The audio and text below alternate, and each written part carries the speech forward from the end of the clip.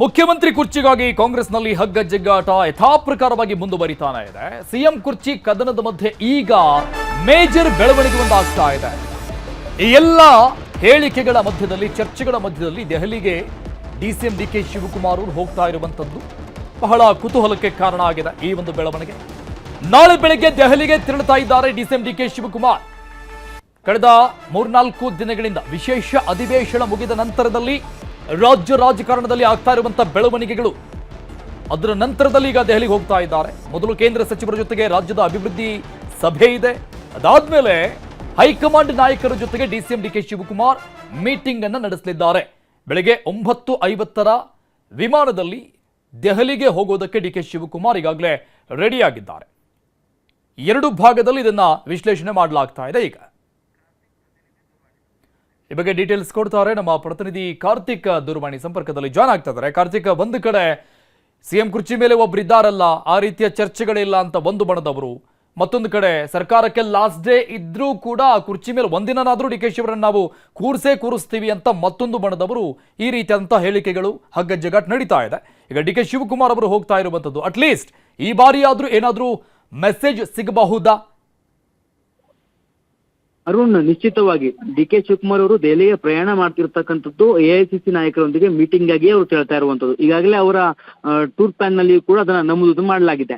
ನಾಳೆ ಬೆಳಿಗ್ಗೆ ಬೆಂಗಳೂರಿನಿಂದ ದೆಹಲಿಗೆ ತೆರಳುತ್ತಿರ್ತಕ್ಕಂಥ ಡಿ ಕೆ ಶಿವಕುಮಾರ್ ಅವರು ನಾಳೆ ಸಂಜೆ ಎಐಸಿಸಿಯ ನಾಯಕರನ್ನ ಭೇಟಿ ಮಾಡ್ತಾರೆ. ಸಂಜೆ 5 ಗಂಟೆಗೆ ಎಐಸಿಸಿ ನಾಯಕರೊಂದಿಗೆ ಮಾತುಕತೆಯನ್ನು ಕೂಡ ಮಾಡ್ಲಿಕ್ಕಿದ್ದಾರೆ. ಅಲ್ಲಿ ಯಾರ್ಯಾರನ್ನ ಭೇಟಿ ಮಾಡ್ತಾರೆ ಅನ್ನುವಂಥದ್ದು ಇದುವರೆಗೂ ಕೂಡ ಗೊತ್ತಿಲ್ಲ. ಜೊತೆಗೆ ಬಹುಶಃ ನಾಳೆ ಎಐಸಿಸಿಯ ಪ್ರಮುಖರನ್ನ ಭೇಟಿ ಮಾಡಿ ಮಾತುಕತೆಯನ್ನ ಡಿ ಕೆ ಶಿವಕುಮಾರ್ ಅವರು ಮಾಡುವಂತ ಸಾಧ್ಯತೆಯು ಕೂಡ ಇರ್ತಕ್ಕಂಥದ್ದು. ನಾಳೆ ಡಿ ಕೆ ಶಿವಕುಮಾರ್ ಅವರು ದೆಹಲಿಯಲ್ಲಿ ವಾಸ್ತವ್ಯ ಉಳಿತಾರೆ. ನಾಡಿದ್ದು ಕೇಂದ್ರ ಸಚಿವರನ್ನ ಭೇಟಿಯು ಕೂಡ ಮಾಡ್ಲಿಕ್ಕಿದ್ದಾರೆ. ಇಲ್ಲಿ ನಾಳೆ ಸಿಎಂ ಸಿದ್ದರಾಮಯ್ಯನವರು ಕೂಡ ಬಜೆಟ್ ಮೀಟಿಂಗ್ ಗಳನ್ನ ಮಾಡ್ತಾ ಇದ್ರು. ಆ ಒಂದು ಬಜೆಟ್ ಮೀಟಿಂಗ್ ನಲ್ಲಿ ಪ್ರಮುಖವಾಗಿ ನಗರಾಭಿವೃದ್ಧಿ ಇಲಾಖೆ ಮತ್ತು ಜಲಸಂಪನ್ಮೂಲ ಇಲಾಖೆಯ ಸಭೆಯು ಕೂಡ ನಿಗದಿಯಾಗಿತ್ತು. ನಾಳೆ ಡಿ ಕೆ ಶಿವಕುಮಾರ್ ಅವರ ಖಾತೆಯ ಒಂದು ಸಭೆ, ಬಜೆಟ್ ಪೂರ್ವಭಾವಿ ಸಭೆ ಇದ್ರೂ ಕೂಡ ಅದನ್ನ ಧಿಕ್ಕರಿಸಿ ಡಿ ಕೆ ಶಿವಕುಮಾರ್ ಅವರು ನಾಳೆ ದೆಹಲಿಗೆ ತೆರಳ್ತಾ ಇರ್ತಕ್ಕಂಥದ್ದು ಬಹಳ ಪ್ರಮುಖವಾಗಿ ನಾವು ಇದನ್ನ ಗಮನಿಸಬೇಕಾಗಿದೆ. ಜೊತೆಗೆ ಎಐಸಿಸಿಯ ನಾಯಕರನ್ನ ಭೇಟಿಯಾಗಿಯೇ ತೆರಳ್ತಾ ಇರ್ತಕ್ಕಂಥದ್ದನ್ನ ಅವರು ಟಿಪಿಯಲ್ಲಿ ಕೂಡ ನಮೂದು ಮಾಡ್ಕೊಂಡಿರ್ತಕ್ಕಂಥ ಕಾರಣಕ್ಕಾಗಿ ಬಹಳ ಕ್ಲಿಯರ್ ಆಗಿ ಗೊತ್ತಾಗ್ತಾ ಇದೆ. ಎಐಸಿಸಿ ನಾಯಕರನ್ನ ಡಿ ಕೆ ಶಿವಕುಮಾರ್ ನಾಳೆ ಭೇಟಿ ಮಾಡ್ತಾರೆ.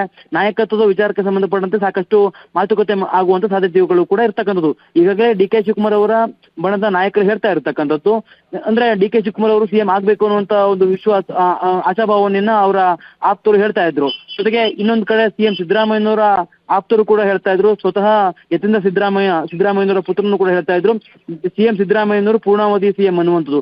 ಈ ರೀತಿಯ ಚರ್ಚೆಗಳ ನಡುವೆ ಡಿ ಕೆ ಶಿವಕುಮಾರ್ ಅವರು ದೆಹಲಿಗೆ ತೆರಳ್ತಾ ಇದ್ದಾರೆ. ಒಂದ್ ಕಡೆ ಸಿಎಂ ಸಿದ್ದರಾಮಯ್ಯನವರು ಬಜೆಟ್ ಪೂರ್ವಭಾವಿ ಸಭೆಯನ್ನ ಮಾಡ್ತಾ ಇದ್ದಾರೆ. ಇನ್ನೊಂದು ಕಡೆ ಡಿ ಕೆ ಶಿವಕುಮಾರ್ ಅವರು ದೆಹಲಿಗೆ ತೆರಳಿ ಅಲ್ಲಿ ಎಐಸಿಸಿ ನಾಯಕರನ್ನ ಭೇಟಿ ಮಾಡೋದಕ್ಕೆ ಈಗಾಗಲೇ ಮುಂದಾಗಿರ್ತಕ್ಕಂಥದ್ದು. ನಾಳೆ ಬೆಳಿಗ್ಗೆ ಅವರು ದೆಹಲಿಗೆ ಪ್ರಯಾಣವನ್ನು ಬೆಳೆಸಿ ನಾಳೆ ಸಂಜೆ 5 ಗಂಟೆಗೆ ದೆಹಲಿಯಲ್ಲಿ ಎಐಸಿಸಿ ನಾಯಕರೊಂದಿಗೆ ಮಾತುಕತೆಯನ್ನು ಕೂಡ ಮಾಡ್ಲಿಕ್ಕಿದ್ದಾರೆ. ನಾಳೆ ಸಿಎಂ ಸಿದ್ದರಾಮಯ್ಯನವರ ಬಜೆಟ್ ಮೀಟಿಂಗ್ ಅನ್ನು ಕೂಡ ಧಿಕ್ಕರಿಸಿ ಅದನ್ನ ಸ್ಕಿಪ್ ಮಾಡಿ ಹೋಗ್ತಾ ಇರ್ತಕ್ಕಂಥ ಕಾರಣಕ್ಕಾಗಿ ಎಲ್ಲ ಒಂದ್ ಕಡೆ ಇದು ಕುತೂಹಲವನ್ನ ಇನ್ನಷ್ಟು ಇಮ್ಮಡಿಗೊಳಿಸಿದೆ. ಅರುಣ್, ಓಕೆ ಕಾರ್ತಿಕ್, ಮತ್ತೊಂದು ಕಡೆ ಸಿಎಂ ಆಗಿ ಸಿದ್ದರಾಮಯ್ಯನವರು ಐತಿಹಾಸಿಕ ದಾಖಲೆಯನ್ನ ಮಾಡಿರುವಂತ ವಿಚಾರ, ಮತ್ತೊಂದು ಕಡೆ ಈಗ ಅವರು ಮತ್ತೊಂದು ಬಜೆಟ್ ಮಂಡನೆಗೆ ಎಲ್ಲ ರೀತಿಯ ಸಿದ್ಧತೆಗಳನ್ನು ಮಾಡಿಕೊಳ್ತಾ ಇದ್ದಾರೆ. ಈ ಬಜೆಟ್ ಮಂಡಿಸಿದ್ರೆ ಅದು ಕೂಡ ಮತ್ತೊಂದು ಐತಿಹಾಸಿಕ ಮೈಲಿಗಲ್ಲಾಗತ್ತೆ ಸಿದ್ದರಾಮಯ್ಯನವರ ಹೆಸರಲ್ಲಿ. ಸೊ ಎಲ್ಲ ಮುಗೀತಲ್ಲ, ಇನ್ಮೇಲಾದ್ರೂ ನನ್ನ ಕಡೆ ನೋಡಿ ಅನ್ನುವಂಥ ಸೂಚನೆ ಕೊಡೋಕೆ ಹೋದಂತೆ ಕಾಣಿಸ್ತಾ ಇದೆ ಈ ಒಂದು ದೆಹಲಿ ಭೇಟಿ ಅಲ್ವಾ? ಅರುಣ್, ಈ ರೀತಿಯಾಗಿಯೂ ಕೂಡ ವಿಶ್ಲೇಷಣೆಯನ್ನ ಮಾಡಬಹುದು. ಈಗಾಗಲೇ 17ನೇ ಬಜೆಟ್ಗೆ ಸಿದ್ಧತೆಯನ್ನ ಸಿಎಂ ಸಿದ್ದರಾಮಯ್ಯನವರು ಮಂಡಿಸೋದಕ್ಕೆ ಸಿದ್ಧತೆಯನ್ನ ಮಾಡ್ಕೊಳ್ತಾ ಇದ್ದಾರೆ. ತಾನು 17ನೇ ಬಜೆಟ್ ಅನ್ನ ಮಂಡಿಸೋದಕ್ಕೆ ಸಿದ್ಧತೆಯನ್ನ ಸಿಎಂ ಸಿದ್ದರಾಮಯ್ಯವರು ಮಾಡ್ಕೊಳ್ತಾ ಇದ್ದಾರೆ. ಇನ್ನೊಂದು ಕಡೆ ನಾಯಕತ್ವ ಬದಲಾವಣೆಗೆ ಸಾಕಷ್ಟು ಅಂದ್ರೆ ಎದುರು ನೋಡ್ತಾ ಇರ್ತಕ್ಕಂಥ ಡಿ ಕೆ ಶಿವಕುಮಾರ್ ಅವರು ಸಿಎಂ ಕನಸನ್ನ ಕಾಣ್ತಾ ಇದ್ದಾರೆ. ಈಗಾಗಲೇ ಅವರು ಎಐಸಿಸಿ ಇಂದ ಕರೆ ಬರುತ್ತೆ ಅನ್ನುವಂತ ನಿಟ್ಟಿನಲ್ಲಿ ಸಾಕಷ್ಟು ಅಂದ್ರೆ ಕಾಯ್ತಾ ಇದ್ರು. ಆದ್ರೆ ಎಐಸಿಸಿ ಈಗ ಅವರಿಗೆ ಕರೆ ಮಾಡಿ ಬರೋದಕ್ಕೆ ಹೇಳಿದ್ಯಾ ಅಥವಾ ಡಿ ಕೆ ಶಿವಕುಮಾರ್ ಅವರೇ ಖುದ್ದಾಗಿ ಎಐಸಿಸಿ ನಾಯಕರನ್ನ ಭೇಟಿಯಾಗೋದಕ್ಕೆ ತೆರಳ್ತಾ ಇದ್ದಾರೆ ಅನ್ನುವಂತ ಪ್ರಶ್ನೆ ಸಹಜ ಸಹಜವಾಗಿ ಮೂಡ್ತಾ ಇದೆ. ಜೊತೆಗೆ ಒಟ್ನಲ್ಲಿ ಇಲ್ಲಿ ನಾವು ಗಮನಿಸಬೇಕಾಗಿರುವಂತದ್ದು, ತನ್ನದೇ ಇಲಾಖೆಯ ಬಜೆಟ್ ಪೂರ್ವಭಾವಿ ಸಭೆ ಇದ್ರೂ ಕೂಡ ಅದನ್ನ ಸ್ಕಿಪ್ ಮಾಡಿ ಡಿ ಕೆ ಶಿವಕುಮಾರ್ ಅವರು ದೆಹಲಿಗೆ ತೆರಳ್ತಾ ಇರುವಂತದ್ದು. ಜೊತೆಗೆ ಎಐಸಿಸಿ ನಾಯಕರನ್ನ ಭೇಟಿ ಮಾಡೋದಕ್ಕಾಗಿ ಈ ಒಂದು ಪ್ರವಾಸ ಅನ್ನುವಂಥದ್ದನ್ನ ಅವರು ಟೂರ್ ಪ್ಲಾನ್ ಅಲ್ಲೂ ಕೂಡ ನಮೂದು ಮಾಡಿರ್ತಕ್ಕಂಥದ್ದು ಸಾಕಷ್ಟು ಅಚ್ಚರಿಯನ್ನು ಮೂಡಿಸ್ತದೆ. ಜೊತೆಗೆ ಇಲ್ಲಿ ಪ್ರಮುಖವಾಗಿ ಡಿ ಕೆ ಶಿವಕುಮಾರ್ ಅವರು ಅಂದ್ರೆ ಬಜೆಟ್ ಅಧಿವೇಶನಕ್ಕೂ ಪೂರ್ವದಲ್ಲೇ ನಾಯಕತ್ವವನ್ನ ತಾವು ವಹಿಸ್ಕೊಳ್ಬೇಕು ಅನ್ನೋ ನಿಟ್ಟಿನಲ್ಲಿ ಸಾಕಷ್ಟು ಪ್ರಯತ್ನಗಳನ್ನ ಪಡ್ತಾ ಇದ್ರು. ಆದ್ರೆ ಎಐಸಿಸಿ ಹೈಕಮಾಂಡ್ ನಾಯಕರು ಯಾವುದೇ ರೀತಿಯ ಡಿ ಕೆ ಶಿವಕುಮಾರ್ ಅವ್ರಿಗೆ ಮನ್ನಣೆಯನ್ನ ಕೊಡ್ತಾ ಇರಲಿಲ್ಲ. ಜೊತೆಗೆ ಅವ್ರಿಗೆ ಡಿ ಕೆ ಶಿವಕುಮಾರ್ ಅವರು ಇರ್ಬೋದು, ಹಾಗೆ ಸಿಎಂ ಸಿದ್ದರಾಮಯ್ಯ ಅವರಿಗೆ ಅವರು ಹೈಕಮಾಂಡ್ ಯಾವುದೇ ರೀತಿಯ ಬುಲಾವನ್ನು ಕೂಡ ಕೊಟ್ಟಿರಲಿಲ್ಲ. ಆ ಕಾರಣಕ್ಕಾಗಿ ನಾಯಕತ್ವ ಬದಲಾವಣೆ ಚರ್ಚೆಯು ಕೂಡ ನೆನೆಗುದಿಗೆ ಬಿದ್ದಿತ್ತು. ಅಂದ್ರೆ ಅದರ ಬಗ್ಗೆ ಎಲ್ಲಿಯೂ ಕೂಡ ಅಷ್ಟಾಗಿ ಚರ್ಚೆಗಳು ಕೂಡ ಆಗ್ತಿರಲಿಲ್ಲ. ತೀರಾ ಇತ್ತೀಚೆಗೆ ಒಂದೆರಡು ದಿನಗಳ ಹಿಂದೆ ಮತ್ತೆ ಎರಡೂ ಬಣದ ನಾಯಕರು ಮಾತನಾಡೋದಕ್ಕೆ ಶುರು ಮಾಡಿದ್ರು. ಡಿ ಕೆ ಶಿವಕುಮಾರ್ ಅವರ ಆಪ್ತರು ಡಿ ಕೆ ಶಿವಕುಮಾರ್ ಅವರು ಸಿಎಂ ಆಗ್ಲೇಬೇಕು ಅನ್ನೋ ರೀತಿಯಲ್ಲಿ ಮಾತುಕತೆಯನ್ನ ಮಾತಾಡೋದಕ್ಕೆ ಆರಂಭಿಸಿದ್ರು. ಜೊತೆಗೆ ಹೈಕಮಾಂಡ್ ಕ್ಲಿಯರ್ ಆಗಿರುವಂತ ಒಂದು ಮೆಸೇಜ್ ಅನ್ನು ಕೊಡಬೇಕು ಅನ್ನೋ ನಿಟ್ಟಿನಲ್ಲಿ ಬಸವರಾಜ್ ಶಿವಗಂಗಾ ಅವರು ಕೂಡ ಹೇಳಿಕೆಯನ್ನು ಕೊಟ್ಟಿದ್ರು. ಇದರೆಲ್ಲದರ ನಡುವೆ ಯತೀಂದ್ರ ಸಿದ್ದರಾಮಯ್ಯ ಅವರು ಕೂಡ ಸಿಎಂ ಸಿದ್ದರಾಮಯ್ಯನವರು ಸಿಎಂ ಸ್ಥಾನದಲ್ಲಿ ಪೂರ್ಣಾವಧಿಯಾಗಿ ಇರ್ತಾರೆ ಅನ್ನುವಂತ ಹೇಳಿಕೆಯನ್ನ ಕೊಟ್ಟಿದ್ರು. ಆ ಒಂದು ಹೇಳಿಕೆ ನಂತರದಲ್ಲಿ ಇನ್ನಷ್ಟು ಈ ಒಂದು ಎರಡು ಬಣದ ನಡುವಿನ ಸಂಘರ್ಷ ಹೆಚ್ಚಾಯಿತು.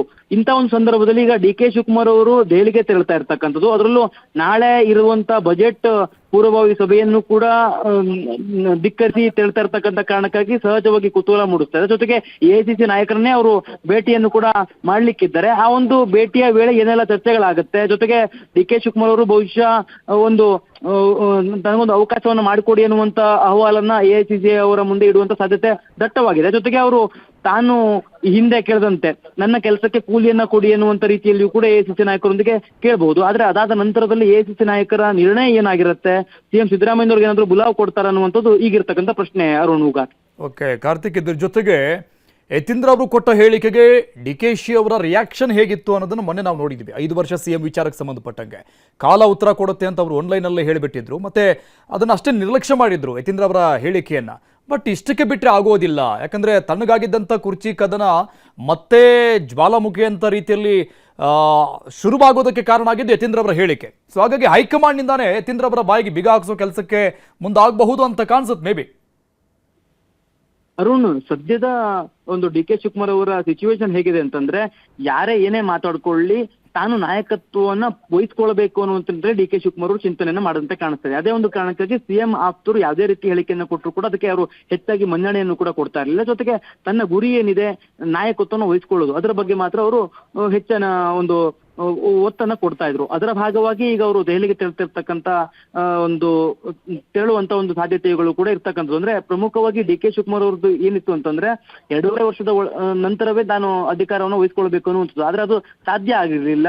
ಹೈಕಮಾಂಡ್ ಕೂಡ ಆ ವಿಚಾರಕ್ಕೆ ಸಂಬಂಧಪಟ್ಟಂತೆ ಡಿ ಕೆ ಶಿವಕುಮಾರ್ ಅವ್ರಿಗೆ ಅಷ್ಟಾಗಿ ಅಂದ್ರೆ ಒಲವನ್ನ ತೋರಿಸದೇ ಇರುವಂತ ಕಾರಣಕ್ಕಾಗಿ ಈಗಾಗಲೇ ಅರಸು ಅವರ ದಾಖಲೆಯನ್ನು ಕೂಡ ಸಿದ್ದರಾಮಯ್ಯನವರು ಮುರಿದಿದ್ದಾರೆ. ಇಂಥ ಒಂದು ಸಂದರ್ಭದಲ್ಲಿ ದಾಖಲೆ ಬಜೆಟ್ಗೂ ಕೂಡ ಸಿದ್ದರಾಮಯ್ಯನವರು ಮುಂದಾಗ್ತಾ ಇದ್ದಾರೆ. ಇಂಥ ಒಂದು ಸಂದರ್ಭದಲ್ಲಾದ್ರೂ ಅಂದ್ರೆ ಬಜೆಟ್ ನಂತರದಲ್ಲಾದ್ರೂ ತನಗೆ ನಾಯಕತ್ವ ಸಿಗಬಹುದು ಅನ್ನುವಂತ ರೀತಿಯಲ್ಲಿ ಆಶಾಭಾವನೆಯಲ್ಲಿ ಡಿ ಕೆ ಶಿವಕುಮಾರ್ ಇದ್ದಂತೆ ಕಾಣಿಸ್ತಾ ಇದೆ. ಅದೇ ಒಂದು ಕಾರಣಕ್ಕಾಗಿ ಹೈಕಮಾಂಡ್ ನಾಯಕರನ್ನ ಭೇಟಿ ಮಾಡಿ ತನ್ನ ವಾದ ಏನಿದೆ, ತನ್ನ ಪರ ಇರ್ತಕ್ಕಂಥವರ ವಾದ ಏನಿದೆ ಅದೆಲ್ಲವನ್ನು ಕೂಡ ಹೈಕಮಾಂಡ್ ಮುಂದೆ ಇಡುವಂತ ಸಾಧ್ಯತೆ ಇರ್ತಕ್ಕಂಥದ್ದು. ಜೊತೆಗೆ ನಾನು ಪಕ್ಷಕ್ಕಾಗಿ ಇಷ್ಟು ಶ್ರಮವನ್ನು ವಹಿಸಿದ್ದೇನೆ, ಆ ಕಾರಣಕ್ಕಾಗಿ ನನಗೆ ನಾಯಕತ್ವವನ್ನ ವಹಿಸ್ಕೊಳ್ಳೋದಕ್ಕೆ ಅವಕಾಶವನ್ನು ಮಾಡಿಕೊಡಿ ಅನ್ನುವಂತ ರೀತಿಯಲ್ಲಿ ಅಲ್ಲಿ ಬೇಡಿಕೆಯನ್ನು ಕೂಡ ಇಡುವಂತ ಸಾಧ್ಯತೆ ದಟ್ಟವಾಗಿರ್ತಕ್ಕಂಥದ್ದು.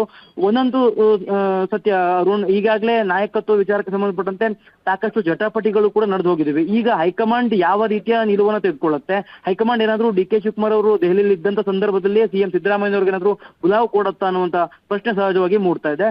ಒಟ್ಟಾರೆಯಾಗಿ ಹೈಕಮಾಂಡ್ ಯಾವ ತೀರ್ಮಾನವನ್ನು ತೆಗೆದುಕೊಳ್ಳುತ್ತೆ ಅನ್ನುವಂಥದ್ದು ಕಾದು ನೋಡಬೇಕಾಗಿದೆ ಅರುಣ್. Thank you Karthik ಡೀಟೇಲ್ಸ್ಗೆ.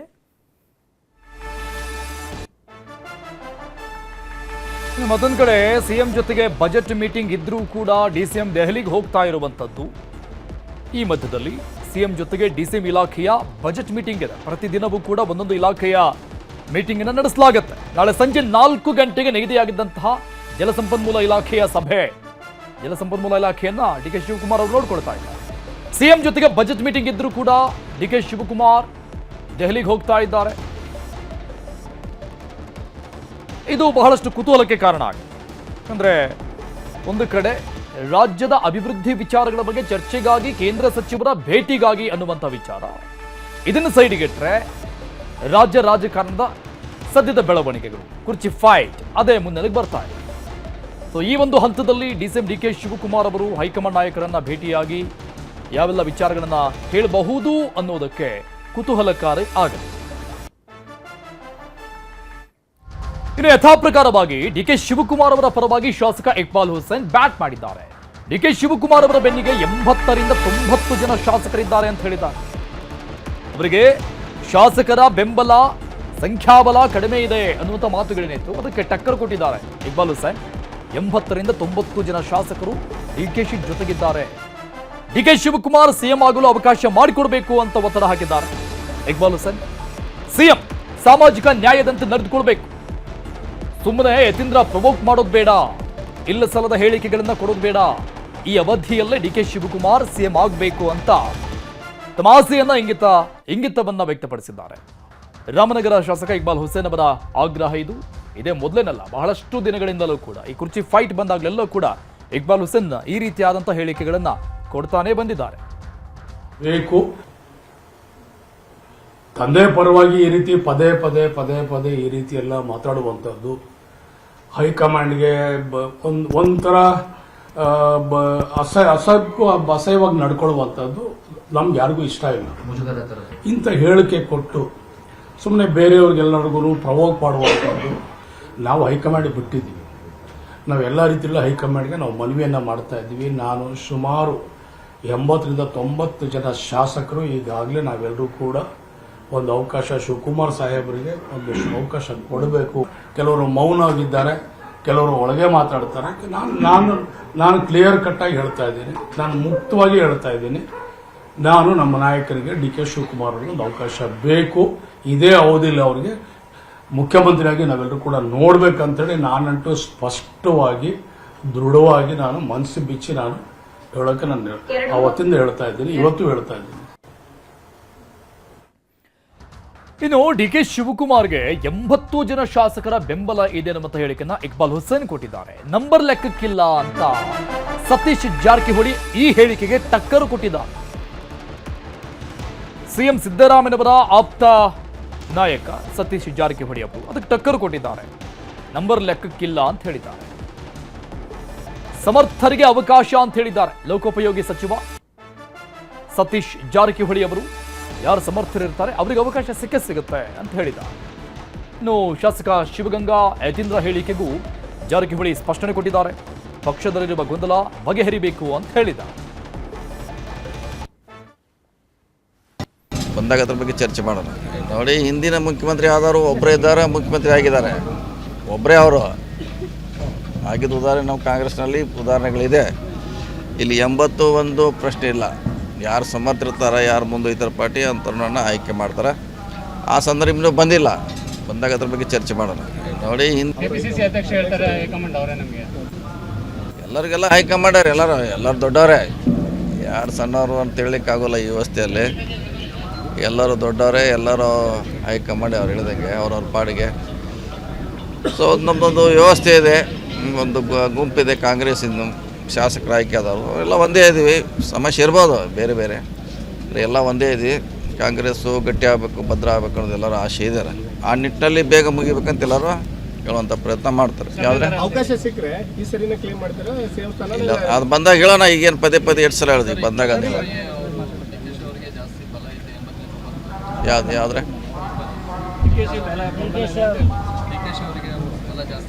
ನೋಡಿ, ಹಿಂದಿನ ಮುಖ್ಯಮಂತ್ರಿ ಆದವರು ಒಬ್ಬರೇ ಇದ್ದಾರೆ, ಮುಖ್ಯಮಂತ್ರಿ ಆಗಿದ್ದಾರೆ, ಒಬ್ಬರೇ ಅವರು ಆಗಿದ್ದು ಉದಾಹರಣೆ ನಮ್ಮ ಕಾಂಗ್ರೆಸ್ನಲ್ಲಿ ಉದಾಹರಣೆಗಳಿದೆ. ಇಲ್ಲಿ 81 ಪ್ರಶ್ನೆ ಇಲ್ಲ. ಯಾರು ಸಮರ್ಥಿರ್ತಾರೆ, ಯಾರು ಮುಂದೊಯ್ತಾರೆ ಪಾರ್ಟಿ ಅಂತರನ್ನ ಆಯ್ಕೆ ಮಾಡ್ತಾರೆ. ಆ ಸಂದರ್ಭ ಇನ್ನೂ ಬಂದಿಲ್ಲ, ಬಂದಾಗ ಅದ್ರ ಬಗ್ಗೆ ಚರ್ಚೆ ಮಾಡೋಣ. ಕೆನಡಾದಲ್ಲಿ ದುಷ್ಕರ್ಮಿಗಳ ಗುಂಡೇಟಿಗೆ ಕನ್ನಡಿಗ ಬಲಿಯಾಗಿದ್ದಾರೆ. ಕೆನಡಾದ ವುಡ್ಬೈನ್ ಪ್ಲಾಜಾದಲ್ಲಿ ಕನ್ನಡಿಗ ಸಾವನ್ನಪ್ಪಿರುವಂಥದ್ದು.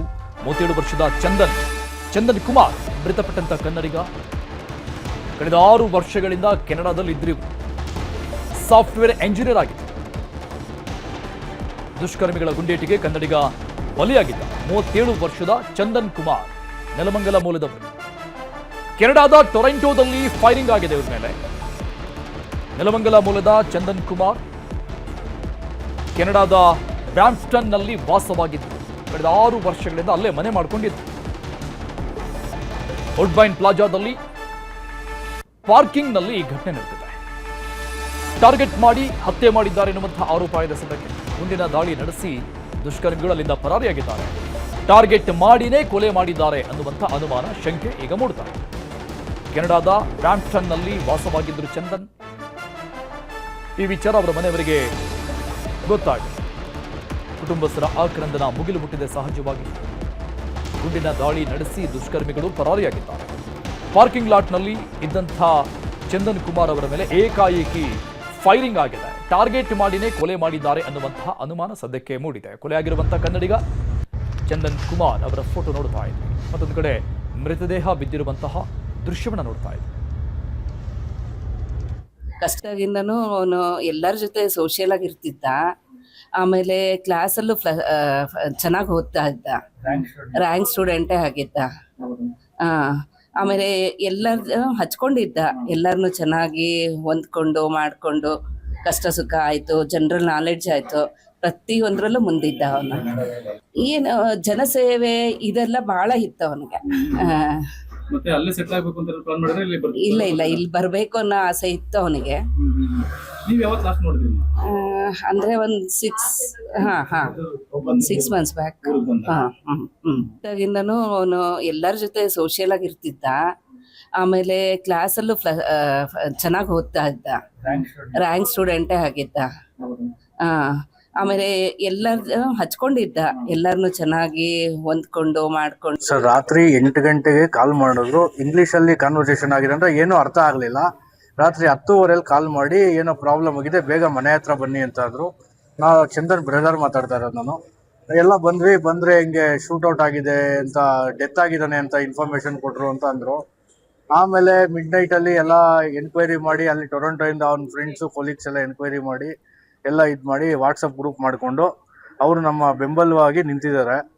ಅದೇ ಇವಾಗ ಮಿಡ್ ಆಗಿರೋದ್ರಿಂದ ನಾವೇನು ಡಿಸಿಷನ್ ತಗೊಳಕ್ ಆಗ್ತಾ ಇಲ್ಲ. ಅವನು ಕೆಲಸ ಮಾಡ್ತಿರೋ ಅಲ್ಲಿ ಮಿಡ್ ಇವಾಗ ಅಲ್ಲಿ ಕೆಲಸ ಮಾಡ್ತಿರೋ ಜಾಗ ಅವರು ಇನ್ಫಾರ್ಮೇಶನ್ ಕೊಟ್ಟಿದ್ದಾರೆ. ಅವ್ರು ನಿಮ್ ಸಪೋರ್ಟ್ ಆಗಿ ನಿಲ್ತೀವಿ ಅಂತಾನು ಹೇಳಿದ್ದಾರೆ. ಈಗ ಅದೇ ಬಾಡಿ ತರಕ್ಕೋಸ್ಕರ ಏನ್ ಡಿಸಿಷನ್ ತಗೋಬೇಕು ಮಾತಾಡ್ತಾ ಇದೀವಿ. ಮಾತುಕತೆ ನಡೀತಾ ಇದೆ. ತುಂಬಾ ಗ್ರೋನು ಆಗಿದ್ದ, ಆಕ್ಟಿವ್ ಆಗೂ ಇದ್ದ. ಇಲ್ಲಿಂದ ಯಾರೇ ಹೋದ್ರು ಇಂಡಿಯಾದಿಂದ ವೆಲ್ಕಮ್ ಮಾಡ್ಕೊಳೋದಾಗ್ಲಿ ಮತ್ತೊಂದಾಗ್ಲಿ ಅವ್ರಿಗೆ ಯಾವ ತರ ಫೆಸಿಲಿಟಿ ಬೇಕೋ ಮಾಡ್ಕೊಡ್ತಾ ಇದ್ದ. ಇನ್ನು ಮತ್ತೊಂದು ಕಡೆ ಮಗನ ಸಾವಿನ ವಿಚಾರ ತಿಳಿದು ತಾಯಿಯ ಆಕ್ರಂದನ ಮುಗಿಲು ಮುಟ್ಟಿದೆ. ಮಗನ ಸಾವಿನ ಸುದ್ದಿ ಕೇಳಿ ನೋವಲ್ಲಿದ್ದಾರೆ ತಾಯಿ. ಚಂದನ್ ತಾಯಿ ಶೈಲಜಾ ನ್ಯೂಸ್ 18 ಜೊತೆಗೆ ಮಾತನಾಡಿದ್ದಾರೆ. ಏನ್ ಹೇಳಿದ್ರು ನೋಡು. ಕೆನಡಾದಲ್ಲಿ ಕನ್ನಡಿಗ ಚಂದನ್ಗೆ ಕೆಲ ದುಷ್ಕರ್ಮಿಗಳು ಗುಂಡಿನ ದಾಳಿಯನ್ನು ನಡೆಸಿ ಕೊಲೆ ಮಾಡಿದ್ದಾರೆ. ನಿನ್ನೆ ರಾತ್ರಿಯಷ್ಟೇ ಕುಟುಂಬಸ್ಥರಿಗೆ ವಿಚಾರ ಕೂಡ ಅಷ್ಟೇ ಗೊತ್ತಾಗಿರುವಂಥದ್ದು. ಚಂದನ್ ಅವರ ಕುಟುಂಬ ತ್ಯಾಮಗೊಂಡ್ಲುನಲ್ಲಿರುವಂಥದ್ದು. ಈಗಾಗಲೇ ಚಂದನ್ ಅವರ ತಾಯಿ ಶೈಲಜಾ ಕೂಡ ಈಗ ನನ್ನ ಜೊತೆ ಇದ್ದಾರೆ. ಅವ್ರನ್ನೂ ಕೂಡ ನಾನು ಮಾತನಾಡ್ತೀನಿ.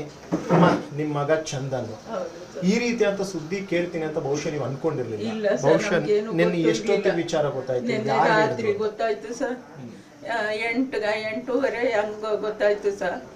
ಇಂಗ್ಲೀಷಲ್ಲಿ ಇಂಟರ್ನ್ಯಾಷನಲ್ ಅಂತ ಕಾಲ್ ಬಂದ್ಬಿಟ್ಟು ಫೋನಲ್ಲಿ ಫೋನ್ ಮಾಡಿದ್ರು ಸರ್. ಆವಾಗ ನಮ್ಮ ಯಜಮಾನ್ರಿಗೆ ಮಾತಾಡಬೇಕು ಏನೋ ಗೊತ್ತಿಲ್ಲ, ಭಯ ಆಯಿತು ಏನು ಅಂತ. ಆವಾಗ ಎತ್ತಲಿಲ್ಲ. ಇನ್ನೊಂದ್ಸರಿ ಮತ್ತೆ ಮಾತಾಡಿದ್ರು, ಮತ್ತೆ ಕಾಲ್ ಮಾಡಿದ್ರು. ಆವಾಗ ನಾನು ಎತ್ತಿದೆ ಫೋನು. ಆಮೇಲೆ ಫೋನ್ ಮಾಡಿದ್ರು ಸರ್ ನಮ್ಮ ಮಗನಿಗೆ, ಹಿಂಗೆ ಇದು ಬರ್ತೈತೆ ಫೋನು, ಮಾತಾಡಬೇಕೋ ಬೇಡವೋ ಅಂತ ಕೇಳೋಣ ಅಂತ ಅವ್ನು ರಿಂಗ್ ಕೊಟ್ಟರು ನಮ್ಮ ಮಗನಿಗೆ. ಅವನು ಅಷ್ಟೊತ್ತು ಡೆತ್ ಆಗಿದ್ನಲ್ಲ, ರಿಂಗ್ ಆಗ್ತಿತ್ತು ಅಷ್ಟೇ, ಅವನೇನು ಮಾತಾಡಲಿಲ್ಲ. ಆಮೇಲೆ ಇಟ್ಬಿಟ್ರು ಸರ್. ಮತ್ತೆ ಇನ್ನೊಂದು ಸ್ವಲ್ಪ ಹೊತ್ತಿಗೆ ಮತ್ತೆ ಕಾಲ್ ಬಂತು. ಆವಾಗ ತೆಲುಗು ಒಳಗೆ ಯಾರೋ ಮಾತಾಡಿದ್ರು ಸರ್, ಹಿಂಗೆ ಶೂಟ್ ಆಗ್ಬಿಟ್ಟೈತೆ, ಡೆತ್ ಆಗ್ಬಿಟ್ಟಿದ್ದಾನೆ ಅಂತ ಹೇಳಿದ್ರು ಸರ್. ಚಂದನ್ ಎಷ್ಟು ವರ್ಷ ಆಯ್ತು ಕೆನಡಾಗೆ ಹೋಗಿ? ಮತ್ತೆ ಎಷ್ಟು ಪ್ರತಿದಿನ ನಿಮ್ಗೆ ಫೋನ್ ಮಾಡಿ ಮಾತಾಡ್ತಾ ಇದ್ರೆ ಹೇಗೆ ಅಂತ? ಮೊದಲು ಮಾತಾಡ್ತಾ ಇದ್ದ ಸರ್, ಈಗ ಈ CEO ಆಗಿದ್ದ, ಬ್ಯುಸಿ ಆಗ್ಬಿಟ್ಟಿದ್ದ. ಈಗ 2-3 ದಿನಕ್ಕೆ ಒಂದೊಂದ್ಸರಿ ಮಾತಾಡ್ತಾ ಇದ್ದ. ಅವಾಗ ನಮ್ಮ ಯಜಮಾನ್ರ ಹತ್ರ ಮಧ್ಯರಾತ್ರಿ ಮಾತಾಡ್ತಾ ಇದ್ದ ಸರ್. ಬೆಂಗಳೂರಲ್ಲೂ ಕೂಡ ಅಷ್ಟೇ ಸಾಫ್ಟ್ವೇರ್ ಇಂಜಿನಿಯರ್ ಕೆಲಸ ಮಾಡ್ತಿದ್ದ ಮಗ. ಬಹುಶಃ ಬೆಂಗಳೂರಿನಲ್ಲಿ ಇದ್ದಿದ್ರೆ ಪ್ರತಿದಿನ ಮನೆಗೆ ಬಂದವರು ಖುಷಿ ಅನ್ನೋದು ಇರ್ತಾ ಇತ್ತು ನಿಮ್ಗೆ. ಏಕಾಏಕಿ ಫಾರಿನ್ ಕಳಿಸಿದ್ರಿ, ನಿಮ್ಗೆ ಇಷ್ಟ ಇತ್ತ ಫಾರಿನ್ ಕಳ್ಸಂತದ್ದು? ಇಲ್ಲ ಸರ್, ನಮ್ಗೆ ಇಷ್ಟ ಇರ್ಲಿಲ್ಲ. ನಮ್ಮ ಯಜಮಾನ್ರು ಹೇಳಿದ್ರು ಮದುವೆ ಮಾಡ್ಕೊಂಡು ಹೋಗಪ್ಪ ಬೇಡ ಅಂತಂದ್ರು. ಇಲ್ಲ ಸರ್, ಇಲ್ಲಪ್ಪ ಪಾಪ ಚಾನ್ಸ್ ಸಿಕ್ಕಾಗ ಹೋಗ್ಬೇಕು, ದುಡಿಯೋ ವಯಸ್ಸಲ್ಲಿ ದುಡಿಬೇಕು, ಅಂತ ಬಲವಂತ ಮಾಡಿ ಅವ್ರ ಅಪ್ಪನ ಸಮಾಧಾನ ಮಾಡಿ ಹೋದ ಸರ್. ಅವ್ರ ತಂದೆಗೂ ನನಗೂ ಇಷ್ಟನೇ ಇರಲಿಲ್ಲ. ನೀವೀಗ ಕೊನೆಯದಾಗ ನಮ್ಮ ಮಗನ್ನ ನೋಡ್ಕೊಳ್ಬೇಕು, ನಮ್ಮ ಮಗನ ಮೃತದೇಹನಾದ್ರೂ ಇಂಡಿಯಾಕ್ಕೆ ತರಿಸಿ ಅಂತ ಒಂದು ಮನವಿಯನ್ನು ಮಾಡ್ತೀರಾ ಹೇಗೆ? ಅದು ಮೃತದೇಹನ ಇಲ್ಲಿಗೆ ತರಬೇಕು ಅಂತ ನಮ್ಮ ಆಸೆ. ಸಾಲು ಬೇಡ ಇದು ಮಾಡೋದು ಅಂತ ಅಂದ್ಬಿಟ್ಟು ಅವ್ರು ಕೇಳ್ತಾ ಇರುವಂಥದ್ದೊಂದೇ, ನನ್ನ ಮಗ ಮುಗಿಲೆತ್ತರಕ್ಕೆ ಬೆಳೆದಿದ್ದ, ಒಳ್ಳೆ ಹಣ ಸಂಪಾದನೆ ಮಾಡ್ತಿದ್ದ, ತಂದೆ ತಾಯಿ ಚೆನ್ನಾಗಿ ನೋಡ್ಕೊಳ್ತೀನಿ ಅನ್ನೋ ಭರವಸೆಯನ್ನು ಕೊಡ್ತಿದ್ದ. ಇಂಥ ಟೈಮ್ನಲ್ಲಿ ಸಾವಿನ ಸುದ್ದಿ ಕೇಳಿ ಇಡೀ ಮನೆಯಲ್ಲರೂ ಕೂಡ ಅಷ್ಟೇ ನಾವು ಒಂದು ರೀತಿ ನಿಶಬ್ದವಾಗಿದ್ದೀವಿ, ಏನು ಮಾಡಬೇಕು ಅಂತ ತೋಚ್ತಿಲ್ಲ. ಕೊನೆಯದಾಗಿ ಅವರು ಸರ್ಕಾರಕ್ಕೆ ಒಂದು ಮನವಿಯನ್ನು ಮಾಡ್ತಿದ್ದಾರೆ, ದಯವಿಟ್ಟು ನನ್ನ ಮಗನ ಮುಖ ಕೊನೆಯದಾಗಿ ನೋಡೋದಕ್ಕೊಂದು ಅವಕಾಶವನ್ನು ಮಾಡಿಕೊಡಿ. ಕೆನಡಾದಿಂದ ಆದಷ್ಟು ಬೇಗ ಮಗನ ಮೃತದೇಹವನ್ನು ಮನೆಗೆ ತರಿಸುವಂಥ ಒಂದು ಕೆಲಸವನ್ನು ಮಾಡಿ ಅಂತ ಕೈ ಮುಗಿದು ಸರ್ಕಾರಕ್ಕೆ ಕೇಳ್ಕೊತಿದ್ದಾರೆ. ಕ್ಯಾಮ್ರಾ ಪರ್ಸನ್ ವಿಶ್ವನಾಥ್ ಜೊತೆ ಮಂಜುನಾಥ್, ನ್ಯೂಸ್ 18 ನೆಲಮಂಗಲ. ಇನ್ನು ಚಂದನ್ನ ಸ್ನೇಹಿತ ಯಶವಂತ್ ನ್ಯೂಸ್ 18ಗೆ ಚಂದನ್ ಸಾವಿನ ವಿಚಾರದ ಬಗ್ಗೆ ಸಾಕಷ್ಟು ವಿಚಾರಗಳನ್ನ ಹಂಚಿಕೊಂಡಿದ್ದಾರೆ. ಏನು ಹೇಳಿದ್ರು ಅನ್ನೋದನ್ನ ನೋಡೋಣ. ಅಂತ ಒಂದು ಯುವಕ ನಮ್ಮ ಜೊತೆ ಇದ್ದಾರೆ. ಅವರು ಕೂಡ ಅಷ್ಟೇ ಚಂದನ್ ಅವರ ನಿವಾಸದ ಪಕ್ಕದಲ್ಲಿರುವಂತಹ ವ್ಯಕ್ತಿ. ತೆಲುಗಲ್ಲಿ ಕಾಲ್ ಮಾಡೋರ್ಗೆ ಇನ್ಫಾರ್ಮೇಷನ್ ಕೊಟ್ಟಿದ್ದಾರೆ, ಹಿಂಗೆ ಶೂಟ್ ಔಟ್ ಆಗಿದೆ, ಹಿಂಗೆ ಸತ್ತೋಗಿದ್ದಾರೆ ಅಂತ ಇನ್ಫಾರ್ಮೇಷನ್ ಬರ್ತಿದಂಗೆ ಮನೆ ಒಳಗಡೆ ಅವ್ರ ಅಪ್ಪ ಅಮ್ಮ ಇಬ್ಬರೇ ಸರಿದಿದ್ದು. ಸಿಕ್ಕಾಪಟ್ಟೆ ಜೋರಾಗಿ ಕಿರ್ಚಾಡ್ಕೊಂಡು ಹತ್ಕೊಂಡು ಸಿಕ್ಕಾಪಟ್ಟೆ ಜೋರಾಗಿ ಇದು ಮಾಡ್ತಿದ್ರು. ನಮ್ಮ ದೊಡ್ಡಮ್ಮ ಹಿಂಗೆ ನಡ್ಕೊಂಡು ಬರಬೇಕಾದ್ರೆ ನೋಡಿದ್ದಾರೆ, ಏನಿದು ಇಷ್ಟೊಂದು ಜೋರಾಗಿ ಅಳ್ತಿದ್ದಾರೆ ಕಿರ್ಚಾಡ್ತಿದ್ದಾರೆ ಅಂತ ಅಂದ್ಬಿಟ್ಟು ಇಲ್ಲಿ ಅಕ್ಕಪಕ್ಕದವ್ರನ್ನೆಲ್ಲ ಎಬ್ಬರಿಸಿ ಹೋಗಿ ಕೇಳಿದಾಗ ಅವಾಗ ಹಿಂಗೆ ಅಂತ ಹೇಳಿದ್ದಾರೆ. ಪ್ರೊಸೀಜರ್ ಬಗ್ಗೆ ಏನಾದರೂ ಕೇಳಿದ್ರ? ಯಾಕಂದರೆ ಈಗ ಅವ್ರು ಹೇಳ್ತಾ ಇದ್ರು ನಮ್ಮ ಕುಟುಂಬದವರು ಕೂಡ ಅಷ್ಟೇ ಅಲ್ಲೇ ಒಂದು ಕೆನಡಾ ದೇಶದಲ್ಲಿ ಇದ್ದಾರೆ ಅಂತ. ಸೊ ಬಾಡಿ ತರುವಂಥ ಪ್ರಯತ್ನಗಳು ಆಗ್ತಾ ಇದೆ ಹೇಗೆ ಅಂತ? ಹೌದು ಸರ್, ಖಂಡಿತವಾಗ್ಲೂ ಆಗ್ತಾ ಇದೆ. ಬಾಡಿ ತರುವಂಥ ಪ್ರಯತ್ನ ಆಗ್ತಿದೆ. ನಮಗೆ ನೈಟ್ ಗೊತ್ತಾಗಿದೆ ಏನಂದರೆ ನೈಟ್ 2 ಗಂಟೆವರೆಗೂ ನಾವು ಅವ್ರವ್ರಿಗೆ ಕಾಲ್ ಮಾಡಿ ಎಲ್ಲ ವಿಚಾರಿಸಿದ್ವಿ.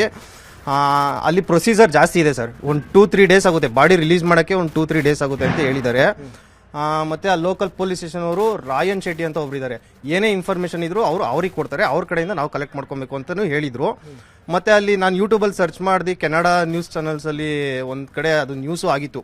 ಕಾರ್ ನನಗೆ ಡೌಟ್ ಇತ್ತು, ಬ್ಲ್ಯಾಕ್ ಕಲರ್ ಕಾರ್ ಯೂಸ್ ಮಾಡ್ತಿದ್ರು ಅಂತ ಅವ್ರು ತಮ್ಮದಿ ಹೇಳಿದ್ರು. ಆಮೇಲೆ ವೈಟ್ ಕಲರ್ ಕಾರ್ ಇತ್ತು, ಅದರಲ್ಲಿ ಅದೆಲ್ಲ ಅಂದ್ಕೊಂಡು ಸುಮ್ಮನೆ ಆದ್ವಿ. ಆಮೇಲೆ ಮತ್ತೆ ಕನ್ಫರ್ಮ್ ಆಯಿತು ಶೂಟ್ ಔಟ್ ಆಗಿದೆ ಸರ್. 4-5 ರೌಂಡ್ ಫೈರ್ ಮಾಡಿದ್ದಾರೆ, ಇಂಟೆನ್ಷನಲ್ಲಿ ಫಾಲೋ ಮಾಡ್ಕೊಂಡೋಗಿ ಫೈರ್ ಮಾಡಿದ್ದಾರೆ ಅಂತ ಗೊತ್ತಾಯಿತು. ಯಾವ ಒಂದು ಕಾರಣಕ್ಕೋಸ್ಕರ ಈ ರೀತಿಯಾದಂಥ ಕೆಲಸ ಮಾಡಿರ್ಬೋದು ಅಂತ ಅನಿಸ್ತಿದೆ ನಿಮಗೆ? ಸರ್ ಇದು ಏನಂದರೆ ಅವರು ಸಿಕ್ಕಾಪಟ್ಟೆ ಚೆನ್ನಾಗಿದ್ರು ಸರ್. ಅಲ್ಲಿ ಕನ್ನಡದವ್ರನ್ನೆಲ್ಲ ಒಂದು ಸಂಘಟನೆ ಥರ ಮಾಡ್ಕೊಂಡು ಏನೇ ಕನ್ನಡದ ಕೆಲಸಗಳಾದ್ರೂ ಮಾಡ್ಕೊಂಡು ಮೂವಿ ಪ್ರಮೋಷನ್ನು ಅದು ಇದೆಲ್ಲ ಮಾಡ್ಕೊಂಡು ಚೆನ್ನಾಗಿದ್ರು. ಇನ್ನೊಂದು ಪೊಲಿಟಿಕಲಿನೂ ಚೆನ್ನಾಗಿ ಬೆಳೀತಾ ಇದ್ರಂತೆ. ಇನ್ನು ಕೆನಡಾದಲ್ಲಿ ಹತ್ಯೆಯಾದ ಕನ್ನಡಿಗ ಚಂದನ್ ಮನೆಗೆ ತಹಶೀಲ್ದಾರ್ ಭೇಟಿ ಕೊಟ್ಟಿದ್ದಾರೆ. ಸರ್ಕಾರ ನಿಮ್ಮ ಜೊತೆಗಿದೆ ಅಂತ ಭರವಸೆಯನ್ನು ಕೊಟ್ಟಿದ್ದಾರೆ. ತಹಶೀಲ್ದಾರ್ ಮಲ್ಲೇಶ್ ಭೀರಪ್ಪ ಅವರು ಮೃತದೇಹವನ್ನ ತರಿಸಿಕೊಡುವಂತ ಜವಾಬ್ದಾರಿ ನಮ್ದು ಅಂತ ಭರವಸೆಯನ್ನು ಕೊಟ್ಟಿದ್ದಾರೆ.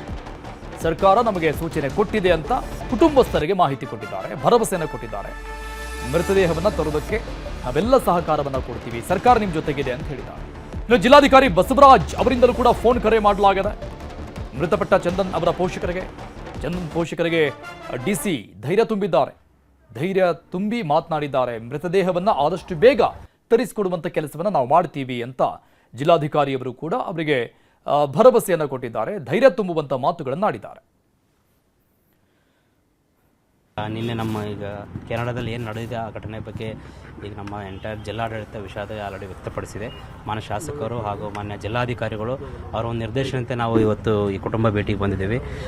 ಈಗ ನಾವು ಈ ಕುಟುಂಬದ ಪರವಾಗಿ ನಮ್ಮ ಸಂಪೂರ್ಣ ಜಿಲ್ಲಾಡಳಿತ ಅವರ ಈಗೇನು ಚಂದನ್ ಕುಮಾರ್ ಅವರು ಡೆತ್ ಆಗಿದ್ದಾರೆ ಆ ಬಾಡಿ ಇಲ್ಲಿ ಬರೋವರಿಗೆ ಸಹಕಾರ ಕೊಟ್ಟು ಅದೆಲ್ಲ ಒಂದು ಕಾರ್ಯಕ್ರಮಗಳಲ್ಲಿ ನಮ್ಮ ಜಿಲ್ಲಾಡಳಿತ ಸಂಪೂರ್ಣ ಸಹಕಾರ ಕೊಡುತ್ತದೆ. ಮತ್ತು ಈಗ ನಾವು ಕುಟುಂಬಸ್ಥರಿಗೆ ನಾವು ಈಗ ನಮ್ಮ ಜಿಲ್ಲಾಧಿಕಾರಿಗಳ ಮೂಲಕ ಮತ್ತು ತಾಲೂಕು ಆಡಳಿತದ ಮೂಲಕ ಏನೇನು ಅವರಿಗೆ ಸಹಾಯ ಬೇಕು, ಸಹಕಾರ ಬೇಕು, ಅದೆಲ್ಲ ವ್ಯವಸ್ಥೆನ ಮಾಡ್ಕೊಳ್ತಾ ಇದ್ದೀವಿ. ಈಗ ನಮ್ಮ ತಾಲೂಕು ಆಡಳಿತದ ಮೂಲಕ ನಾವು ಈಗ ಮಾನ್ಯ ಜಿಲ್ಲಾಧಿಕಾರಿಗಳಿಗೆ ರಿಕ್ವೆಸ್ಟ್ ಮಾಡಿದ್ದೀವಿ. ಈ ಥರ ಪೇರೆಂಟ್ಸ್ ರಿಕ್ವೆಸ್ಟ್ ಮಾಡಿದ್ದಾರೆ, ಬಾಡಿ ಆದ ತಕ್ಷಣ ಅಲ್ಲಿಂದ ಕೆನಡಾದಿಂದ ಇಲ್ಲಿಗೆ ಭಾರತಕ್ಕೆ ಬರಬೇಕು, ಭಾರತ ನಮ್ಮ ಬೆಂಗಳೂರಲ್ಲಿ ಬಂದು ಇಲ್ಲಿ ತ್ಯಾಮಗೊಂಡು ಬರಬೇಕಂತ ಒಂದು ರಿಕ್ವೆಸ್ಟ್ ಆಲ್ರೆಡಿ ಕಳಿಸ್ಕೊಟ್ಟಿದ್ದೀವಿ. ಆ ಕಾಪಿನ ತಮಗೆ ಬೇಕಾದ್ರೆ ಕೊಡ್ತೀವಿ. ಮತ್ತು ಜಿಲ್ಲಾಡಳಿತನೂ ಈಗ ಆಲ್ರೆಡಿ ಬೇರೆ ಎಂಬೆಸಿ ಜೊತೆ ಎಲ್ಲ ಮಾತಾಡಿದೆ, ಕಮ್ಯುನಿಕೇಟ್ ಮಾಡಿದೆ. ಕೇಂದ್ರ ಸರ್ಕಾರದ ಮೂಲಕ ಅಲ್ಲಿ ಎಂಬೆಸಿ ಕಾಂಟ್ಯಾಕ್ಟ್ ಆಗಿ ಬಾಡಿ ಬರಬೇಕಾಗಿದೆ. ಒಂದಿನ ತಡ ಆಗ್ಬೋದು, ಬಟ್ ಎಲ್ಲ ವ್ಯವಸ್ಥೆ ಮಾಡ್ಕೊಳ್ತಾರೆ.